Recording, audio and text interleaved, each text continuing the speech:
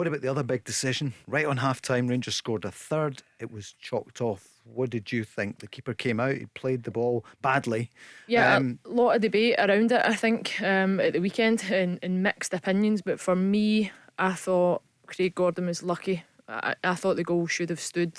I think he's come with real intent to get the ball. I thought he misjudged it in the flight.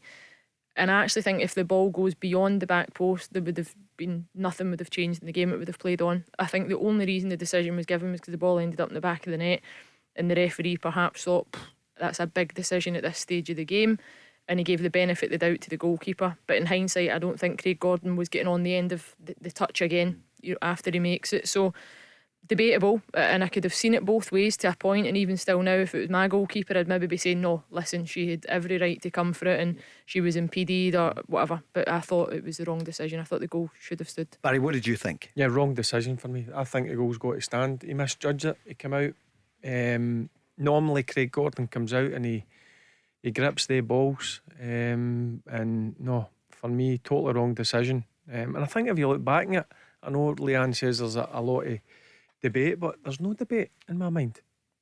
It's a misjudgment from Craig Gordon. The ball lands at Scott Arfield. He puts it in the back of the net, and I think that goal should stand in it. I'll go back to it, and it was like my day, and it's still in the day. I think goalkeepers get too much protection.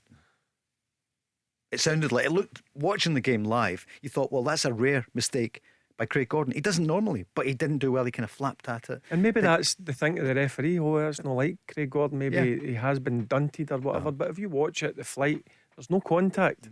Once the ball comes in to his kind of arm, or his hand, he misjudges it.